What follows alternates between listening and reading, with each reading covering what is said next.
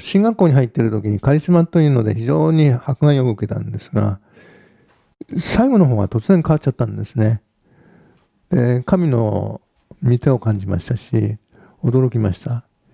そして卒業する時にですね、某教団の方から招待が来たんですね。破格な招待で理事長の人が来られて、そしてですね、5つこの教団で空いてる教会があるけど、来てくれるならどこでもいいと、こう言ってくださったんですね。ありがたいなと思ったんですが、祈ってみたときに御心ではないと、こういうふうに示されたのですね、馬橋にその当時言ってましたので、馬橋の副牧師になるのは御心であろうと、こういうふうに感じたんですね。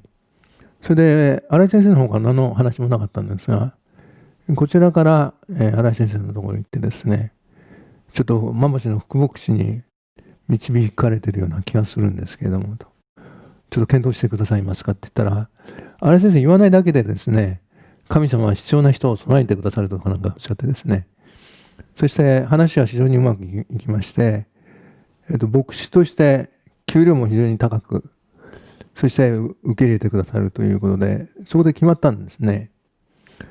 ところがですね、役員会っていうのがあって、新井先生はカリスマで、私もカリスマなんですが、役員会って反カリスマだったんですね。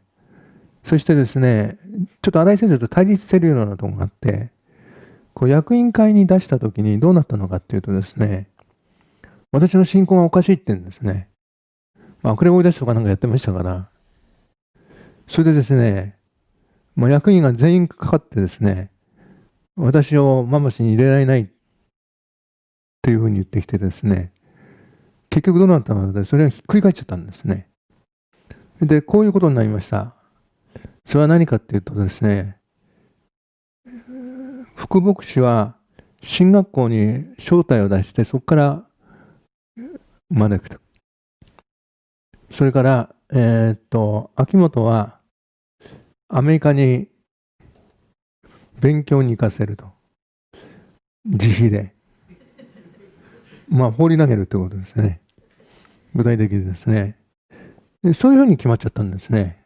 で私はそれを人づてに聞きましたのでね、ちょっとムカッときたんですね。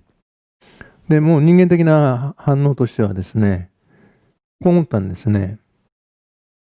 それだったらね、5つの教会から招待を受けたんだから、そっちに行こうと。でも、主の御心を確認しないといけませんのでですね、お祈りしたんですね。どうしたらよろしいでしょうか。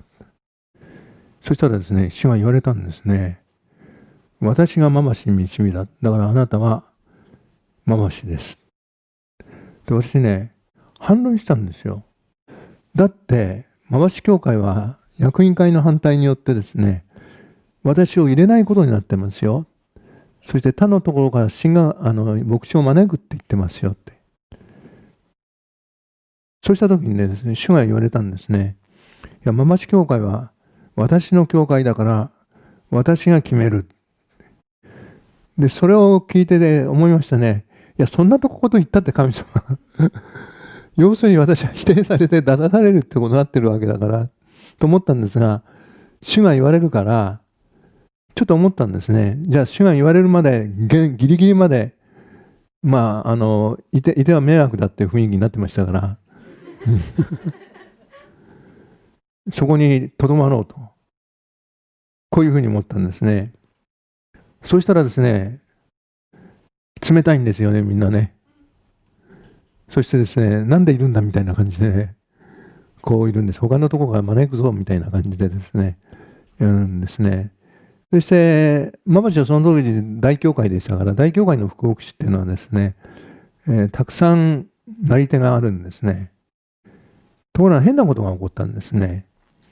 どういうことが起こったのかっていうとですね、その時ね、一人もいなかったんです、来る人が。で結局ですね、どういうことになったかって、私しかいないってことになっちゃったんです。それでですね、役員会は方向を変えました。1年限りということで、伝道師として入れると。説教はさせない。こういう条件で。だから主の言われた通りにですね、私、今町に入っちゃったんですね。それは役員会の時じゃなくて、教会総会が大変でしたね。また、もう明確に私の前で言うんですね。賭けのある人間ですから、説教はさせませんとかですね。裏で言うようなことを正面で言うわけですね。それから、こういうわけですね。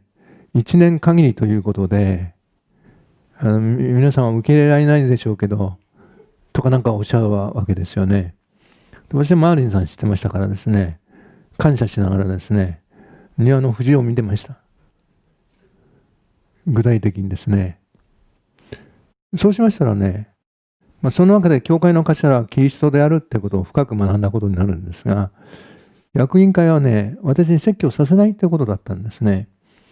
ところが4月にね、新井先生がね、外部奉仕行ったんです。